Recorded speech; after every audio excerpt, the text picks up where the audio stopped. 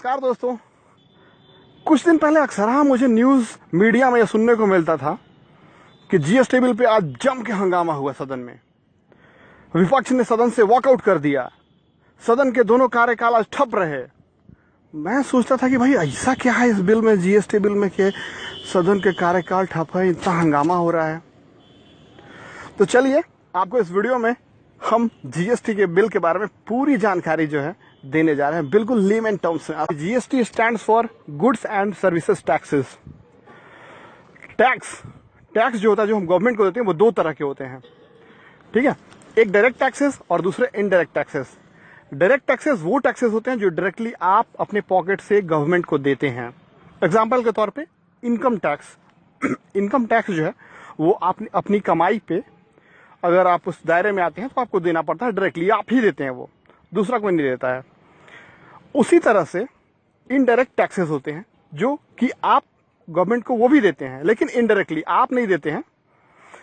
आप जब भी कोई सामान खरीदते हैं, नून, तेल, धनिया, साबुन, कुछ भी खरीदते हैं, तो उसमें आप रिटेलर को तो एमआरपी दे देते हैं, लेकिन रिटेलर या फिर होलसेलर या फिर जो भी उसके साथ डील करता है बिजनेस में, उनको कहीं ना कहीं गवर्नमेंट को ये टैक्स पे करना ही होता है।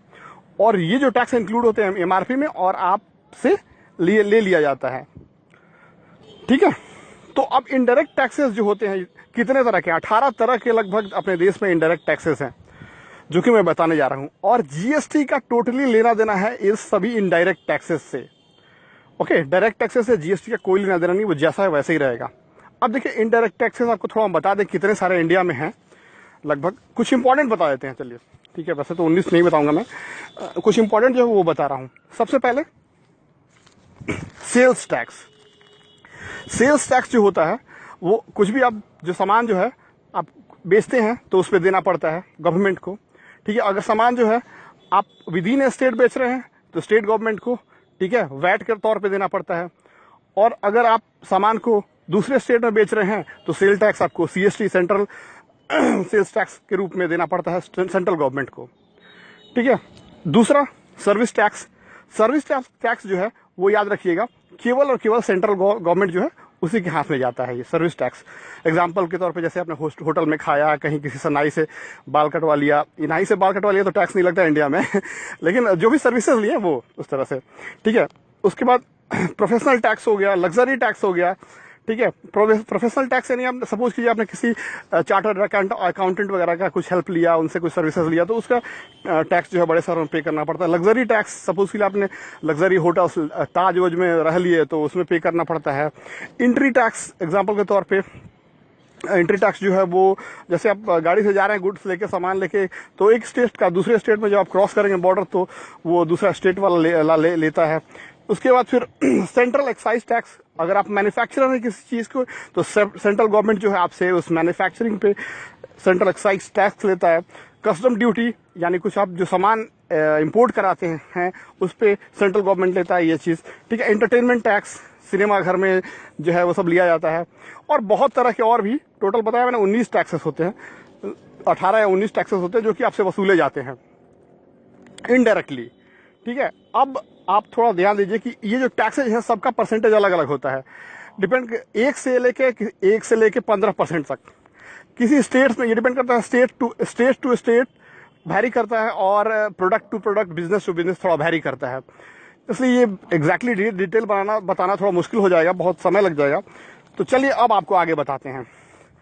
तो अब जब कभी भी आप कोई सामान खरीदते हैं, गुड्स खरीदते हैं या किसी की सेवा लेते हैं, सर्विसेज लेते हैं, तो आपको इनडायरेक्टली जो है सर्विस टैक्स, आपको इनडायरेक्टली जो है टैक्स जो है पे करना पड़ता है गवर्नमेंट को। किसी किसी केस में सेंट्रल गवर्नमेंट को, किसी किसी केस में स्टेट गवर्नमेंट को, और किसी किसी स्टेट में दोनों को पे करना पड़ता है। और अब दूसरा चीज सुन लीजिए कि किसी किसी वस्तु पे जब आप खरीदते हैं तो हो सकता है कि एक टैक्स लगे, कोई एक टैक्स, जैसे जो 19 टैक्सों में से एक टैक्स लगे, किसी किसी सब वस्तुओं पे एक से ज्यादा टैक्स लग जाता है, 2, 3, 4, 5 भी लग जाता है। तो इस केस में क्या होता है, जिसपे ज्यादा टैक्स लग गया वो महंगा हो जाता है। तो आमतौर पे इंडिया में लगभग कोई भी सामान खरीदते हैं जब आप, तो ऑन एन एवरेज 30 से 35% टैक्स लग जाता है। किसी किसी वस्तु में लगभग 40 से 50% भी टैक्स देना पड़ता है आपको, लेकिन आपको पता नहीं चलता ये चीज, ठीक है। तो जिससे महंगाई जो है कह रही है कि बहुत बढ़ रही है और इसलिए लाया जा रहा है जीएसटी बिल। तो जीएसटी बिल लाने से क्या मकसद क्या है कि ये जो है जो जीएसटी बिल जो होगा उससे इन सारे टैक्सेस से आपको छुटकारा मिल जाएगा। अलग अलग जो टैक्सेस आप भरते हैं सेल्स और सर्विसेज के लिए, आपको केवल और केवल एक टैक्स भरना होगा, चाहे आप जो भी बिजनेस करते, चाहे सेल्स के लिए या सर्विस के लिए, ठीक है। और केवल एक सेंट्रल गवर्नमेंट के लिए भरना पड़ेगा टैक्स, ठीक है, जो कि 18% होगा, जिसे कहेंगे जीएसटी बिल के अंतर्गत, ठीक है। अब सेंट्रल गवर्नमेंट जो है अपना हिस्सा दे देगा स्टेट को, जितना उसको चाहिए वो लोग समझ लेंगे, लेकिन आपको भरना होता है बस 18% भरना होगा हर चीज में, ठीक है। चाहे अब इससे क्या होगी, अब आपको थोड़ा बता दें इसके एडवांटेजेस और डिसएडवांटेजेस। इससे क्या होगा कि कुछ सामान के जो रेट्स हैं वो सस्ते हो जाएंगे और कुछ के महंगे हो जाएंगे। अब कैसे, थोड़ा समझ लीजिए आप इस बात पे। सपोज के लिए कुछ खाना है जो डिब्बा बंद खाना हो गया, कपड़े हो गए, कुछ श्रृंगार वगैरह का सामान हो गया, इस पे लगभग बहुत कम टैक्स लगता है, किसी मतलब 3% किसी में, 5%, 10% किसी में, ठीक है। तो अब क्या होगा कि इन वस्तुओं पे भी 18% ही टैक्स लिया जाएगा, ठीक है। तो ये थोड़ी महंगे हो जाएंगे, लेकिन कुछ चीजें, ठीक है, जिसमें कि जैसे कि एग्जांपल के तौर पे आप समझ लीजिए, महंगी गाड़ी एक ले लीजिए, एक्सयूवी जो गाड़ी होती है वो सब ले लीजिए। तो इसमें क्या होता है कि आपको कई टैक्स देने पड़ते हैं। एग्जांपल के तौर service tax, sale tax, luxury tax और कई, तो मिला जुला के बहुत ज्यादा बढ़ जाता है ये रेट।